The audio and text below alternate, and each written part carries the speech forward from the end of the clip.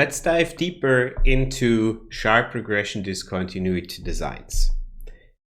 So to formally derive the estimator for a sharp regression discontinuity design, we're going to start again with the premise that a treatment is assigned by the discontinuity. So we basically have a running variable, and on the support of that running variable we have a discontinuity, and if the threshold that discontinuity is crossed, the treatment probability jumps from 0 to 1. That's what we see here.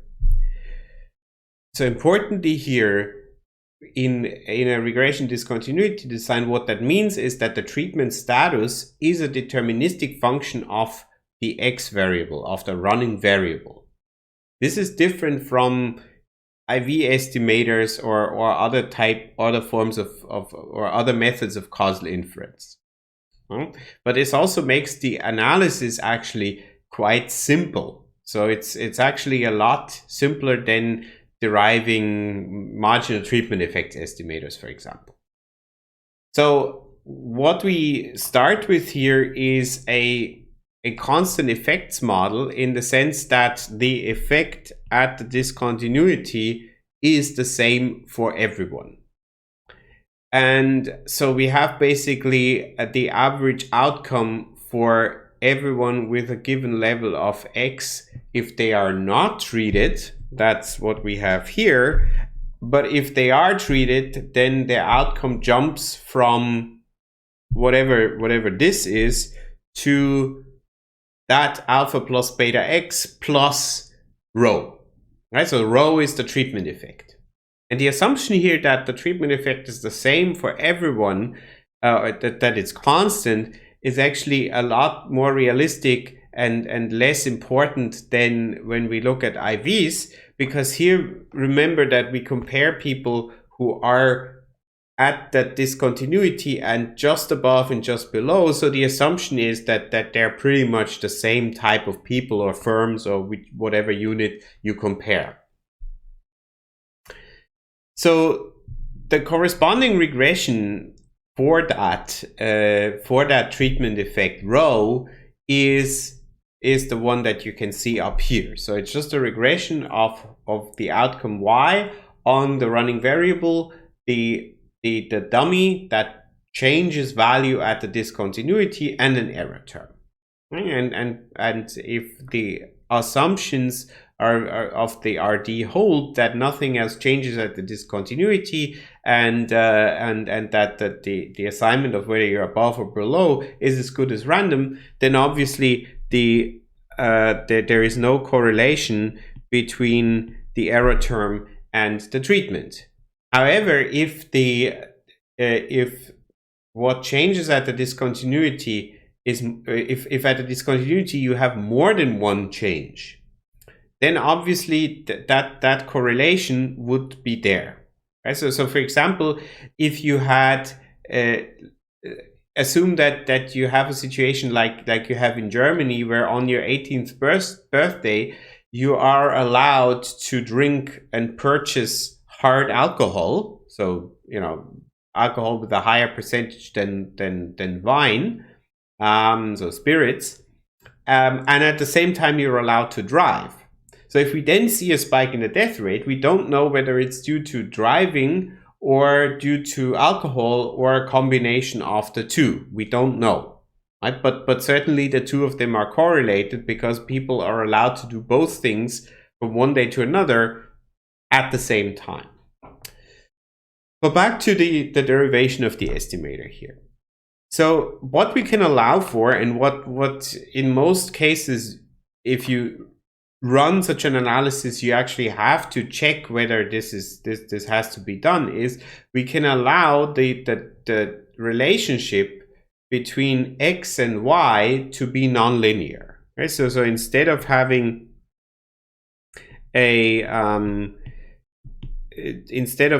let's say a linear relationship like this, we could also have a nonlinear relationship that looks maybe like that.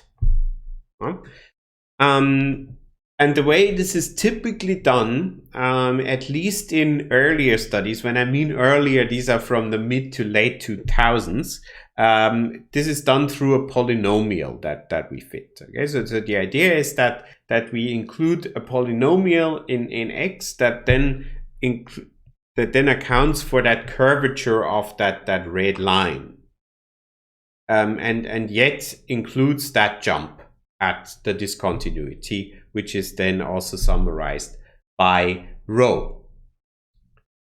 What we can also do, and what is probably even more realistic, is what I've already drawn here in red, is to allow for a different curvature above and below the threshold. Okay, so it's probably not, it doesn't make too much sense. Let me draw this in green and a bit further down here, that we allow, let's say, the same quadratic above and below, and force them to be the same, but we want to allow them to differ above and below the threshold. So this is what you see here, where you have the same polynomial included for treated and untreated units, so below and above the, or above and below the threshold, but these beta coefficients that determine the curvature, they can be different. What we also do here is, and this is not only a convention, but it's actually quite important. If we allow for different curvature here, we have to center the discontinuity at 0. So we look at every point away from the discontinuity. So so we set the discontinuity basically at 0, and then positive values of X are those above the discontinuity, negative values are those below the discontinuity. And so given that the treatment is a deterministic function of X, that helps us a lot by putting those two expectations into relation, and then also helps us to actually come to a regression equation. And because we can express the observed, the average observed outcome for people with a given X as the average observed outcome if they are not treated, plus the difference between the average observed outcome if they are treated and not treated, times whether they are treated. Right? So basically what we are after is the treatment effect, let's call it TE, is the boost that the boost in the outcome that the treatment gives you. And as with any causal inference problem, the challenge here is that we don't observe the outcomes of units in both states. We only observe a unit that is above or below the threshold, but we don't observe them in both states at the same time. We may obviously have panel data where they are sometimes above and sometimes below, but we never observe them, even in panel data, at the same time, below and above. That's factually just not possible. Okay, so if we do the following, if we just use the formula for the treatment effect here at the bottom, and use those expectations here at the top, and simply include them here in the regression, that's what we can come out with. And you can try this yourself at home to derive this. It's admittedly not very hard. But what you see, what the difference here is that we have here the estimator for our treatment effect, and we allow for different curvature in the running variable below and above the threshold. Okay, so this is below, and all that is above. Okay, so it's again, we're in this world whereby we have a threshold, and we allow for different curvature above and below. Now, what we typically do, and what you will often see in regression discontinuity design playing a very big role in recent years is the so-called bandwidth. So what is the bandwidth? The bandwidth is simply the window in which we actually consider data, the window of the running variable. Okay, so if the running variable is x here, and then we would say we consider a window of so if this is x naught, then we consider a window of x naught minus delta and x naught plus delta, and we only consider data points in this window, so that's the bandwidth. And so the idea analytically is that we get to the treatment effect if we let this bandwidth go to 0. Okay, so the closer we get to the discontinuity, the closer we get to the actual treatment effect. That is obviously a theoretical result, because the closer you get to the discontinuity, the fewer observations you will have based on which you can actually identify that treatment effect, that difference between treated and non-treated units. So this is to some extent a theoretical concept, but yet an important one. That's the target parameter that we're interested in, and we need to make sure by choosing the functional form, and then later also by choosing a bandwidth, to actually get as close as possible to that target parameter. But in any application, we can only approximate this. We can never devise a procedure to actually hit that parameter. We don't know what it is in reality. But coming back to the functional form is actually really, really important. Right? The challenge here is we need to be able to distinguish between a jump at the discontinuity that reflects an actual causal effect and just some nonlinear trend that looks like a jump, but it's purely spurious. There is nothing causal implied here. So you see, first of all, the examples of an actual jump. So the picture at the top implies there is a linear relationship between the running variable and the outcome above and below, and also assumes that the linear relationship is the same in either way.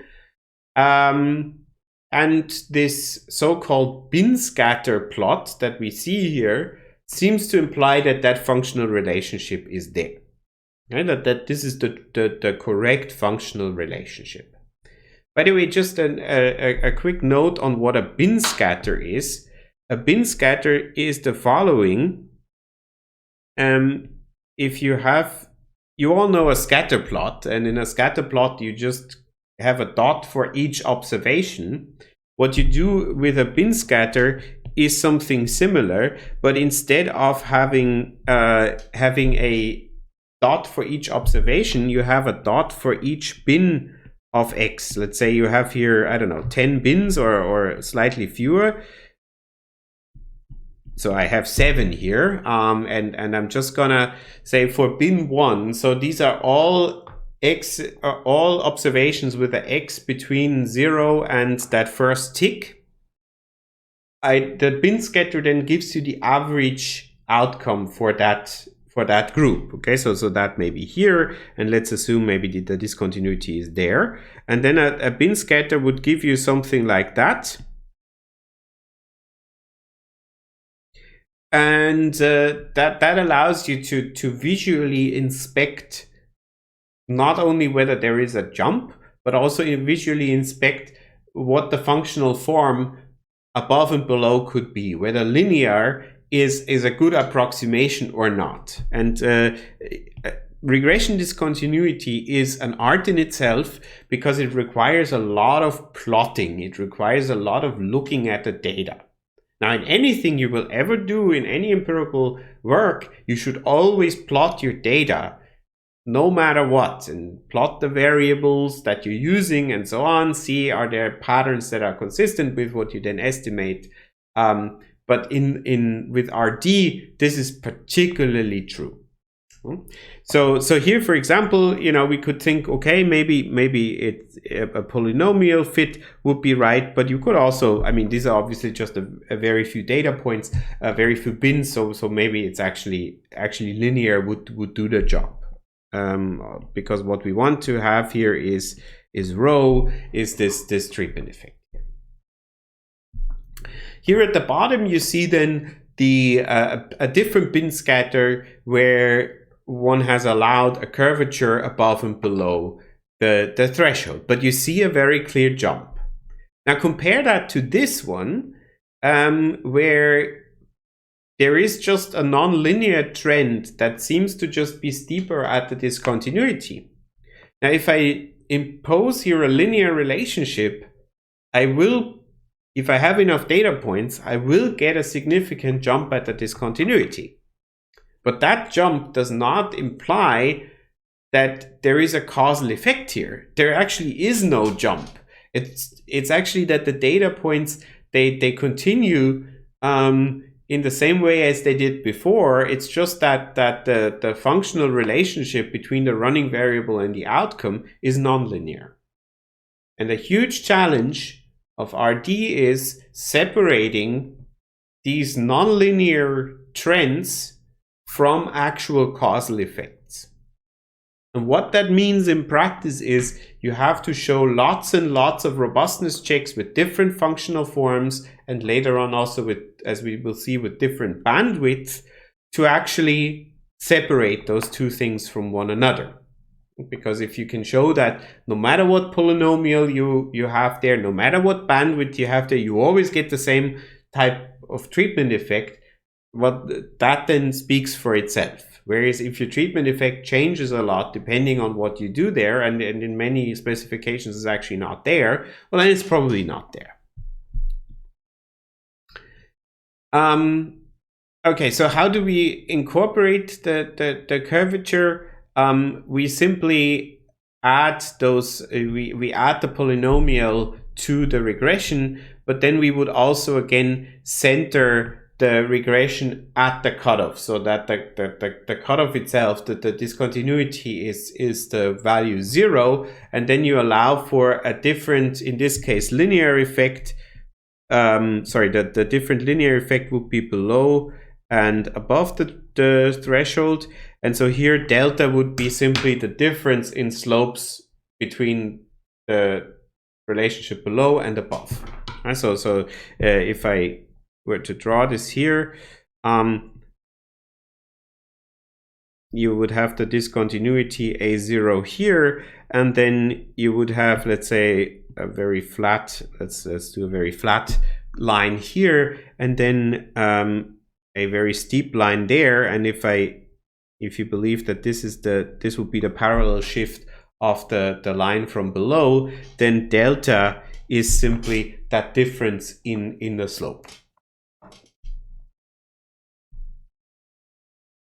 And you can also do this then with a polynomial. Again, you need to center the running variable at the discontinuity, and then you can impose different polynomials above and below. Okay, so here you have a second order polynomial below, and here you have the same above, and then those delta parameters, they basically tell you what the difference is in the first order and second order term above and below. But again, all this is that we impose a different curvature above and below. And so this is what you can see here, and this is also why you have to, in a paper, show those different polynomials, because the treatment effect naturally is different when your estimate for the treatment effect, your estimate for the treatment effect is different depending on the functional form you impose here.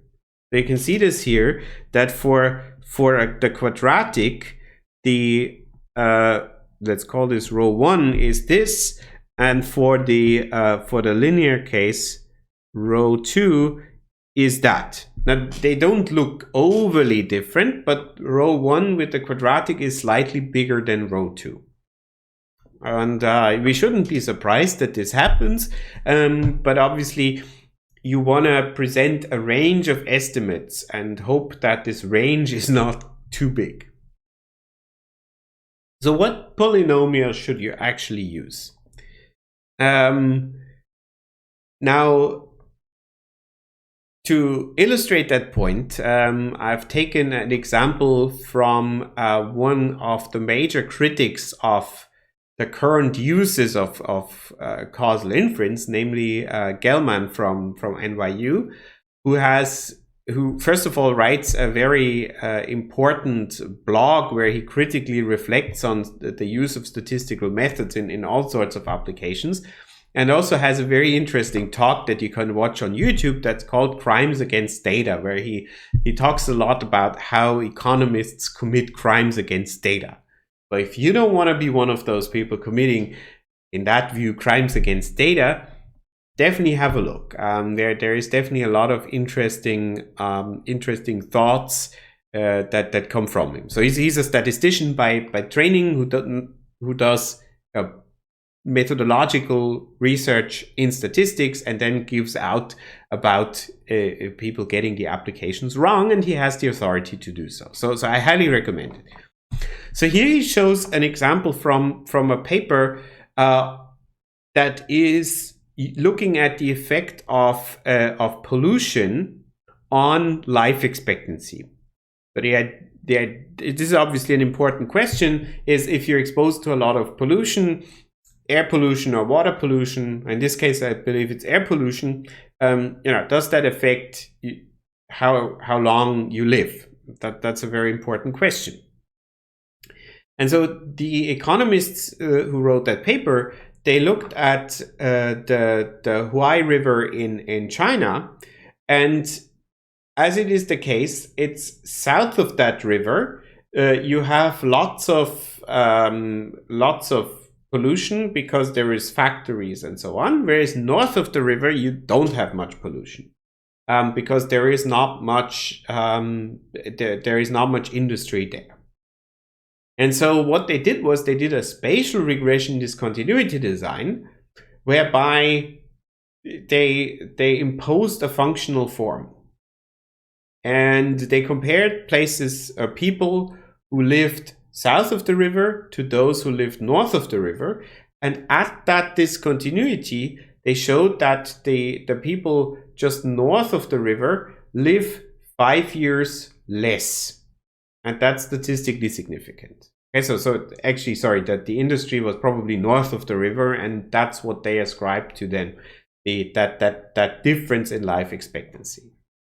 But if you look at those data points that are basically plotted based on how many observations are underlying this, then you can immediately see that it's not so clear, right? Even if you think that this polynomial doesn't exist, or that line doesn't exist, it would be hard to tell which one, the picture on the right and the picture on the left, the green circles versus the blue circles, which has the higher average, which would be a first litmus test for thinking, well, is there an effect? And it turns out what they used here was a fifth order polynomial. In fairness to the authors, they also used different ones and showed that it's actually quite robust. But yet, let's take this as their preferred specification, and let's think, why should a fifth order polynomial be there, or why should it not be there? And the issue is, so Gelman points to a few issues here.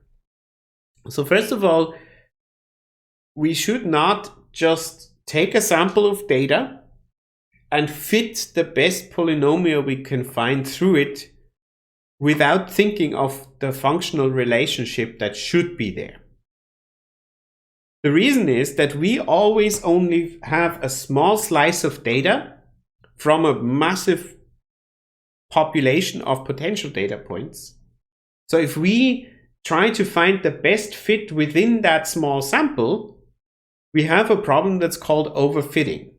Right? So you may have a relationship that looks like that, but maybe in the data point that you get, you have more points that are distributed like that, and then you fit in your sample, in your small sample, you fit something like this, whereas the true relationship is the red one.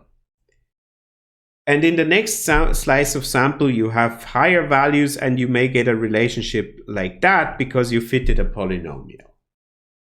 And then maybe if you fit the higher order polynomial, even something like that, even though the true relationship is the red one. So the green fits of those data points that are described by the polynomials that we fit through those data points, they're purely because we have small random samples. And so that's a problem that's called overfitting. So we fit ever more complicated models to small slices of data, but that fit that we're getting there is in no way representative of the true relationship. And that is a huge problem, because then if we overfit the data, we can also not be very confident about whether we actually hit the right treatment effect. And now you may say, okay, but I estimate that effect and I get standard errors. That tells me something about model uncertainty. But we have to be careful here, because this is uncertainty within the model, where basically we take into account that the functional form that we impose is approximately the right one, and we take into account that we only have a small random sample from a much larger population, or from a much larger data generating process. But the assumption here is that the relationship we imposed is approximately the right one, and so we just account for the sampling uncertainty. But here we have a second layer of uncertainty that is much bigger, which is model dependence. So this is a genuine uncertainty that, if our model that we impose in our sample is completely different from the model that we actually should be imposing, then the uncertainty is much greater than what our standard errors reflect. Again, that's the reason why in practice you have to always show lots of different functional forms and parametric and non-parametric estimates for your treatment effect when you do an RD. And another problem that Gelman points out here is, obviously, if you have a fifth order polynomial or a very high order polynomial, what happens is that points that are away from the discontinuity mechanically get a much larger weight. Okay? Because you center the running variable at 0, and then the further you get away, the larger your x values become. But then you take these x values to the power of 4 or 5, and so the further you get away, the more weight those points get in the estimation. So we have lots and lots of problems that come together here, which is why these days we oftentimes go away from imposing polynomials and going more towards non-parametric approaches. But if you do use polynomials, you should start from theory and think, well, what is the scientific reason for having a certain functional relationship? And do not only rely on your data. Then obviously you have to use your judgment. So if you have a data set with the universe of every taxpayer in the United States, they have millions and millions and millions of observations, overfitting is probably not such a big problem. But if you have a small survey and you observe some people are born or live north of the river and some south, but it's a small survey, small sample relative to the population, overfitting is probably a huge problem. And so you have to be then very, very cautious.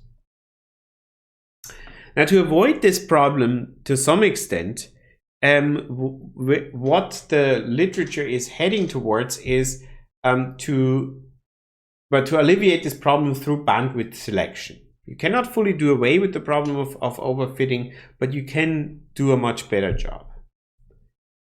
So what we want to do here is we want to select the bandwidth.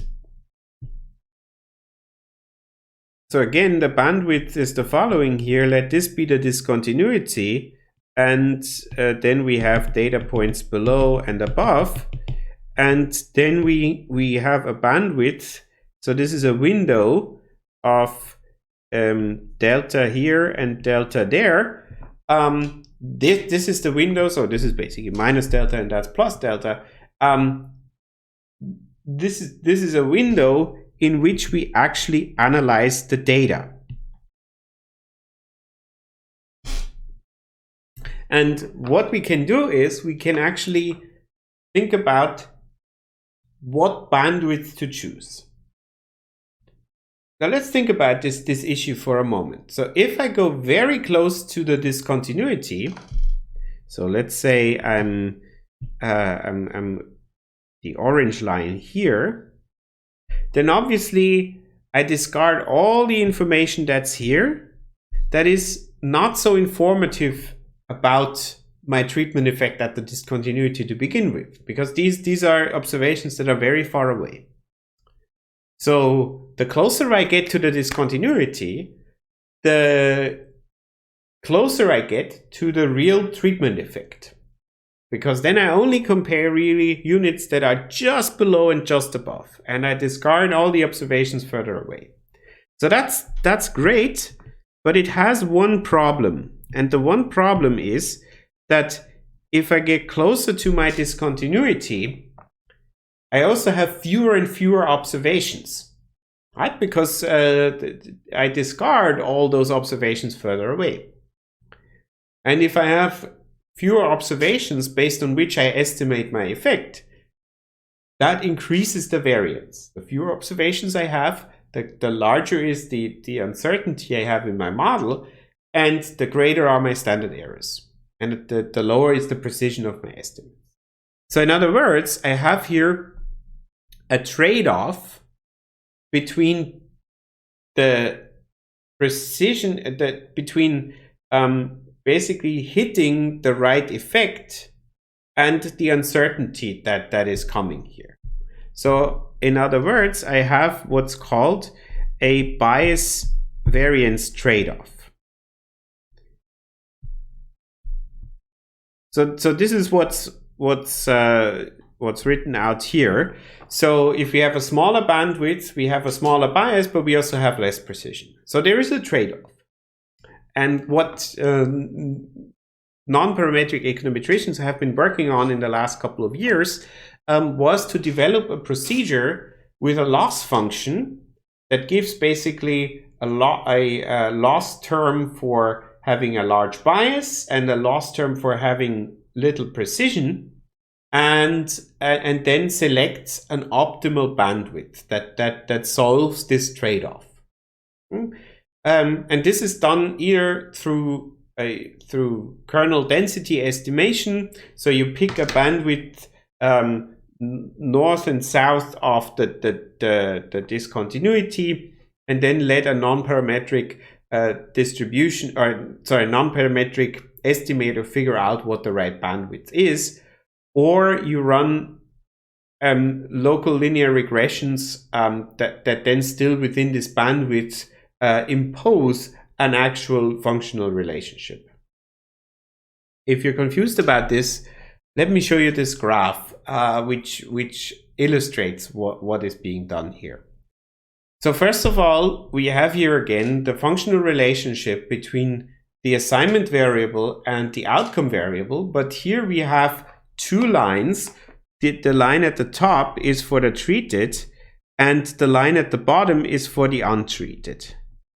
Right? And so we have basically then the counterfactuals, because for the non-treated, we only observe this part of the line, whereas the counterfactual is the green one.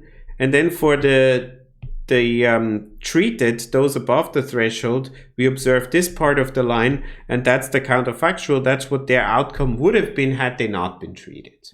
And I'm after this difference between A and B. And now one thing I can do is I can obviously choose that bandwidth or get a computer to choose that for me based on a loss function, based on an optimal procedure that solves this bias variance trade-off. Now, one thing I can do is I can simply run a local linear regression within this bandwidth. So I just impose a linear relationship that is something like that, the same above and below the threshold. And that would get me close to this effect between A and B. What's also done sometimes, obviously, the local linear regression in that window could also look different. Because of the data points, maybe what they are, it could of course also be negative in either case. Then you would overestimate the effect. What is also being done very often, and that's the kernel density estimation. The kernel density estimation sounds very, very fancy, but all it is basically it compares averages. So it takes into account the uncertainty that and the fact that you only have very few observations to measure the difference between A and B. But what it basically takes is within that bandwidth, it takes the average of the outcomes below the threshold and the average of the outcomes above the threshold, and then estimates the effect from A prime to B prime, which in this case is larger than the true effect A to B, but it's not much larger. And so again, what you would do is you would run all these different things, local linear regression, kernel density estimation, choose different bandwidth, let the computer choose the bandwidth for you through an optimal procedure, and so on and so forth. And you would want to either display the range of estimates you get, or simply show that your estimates are actually robust.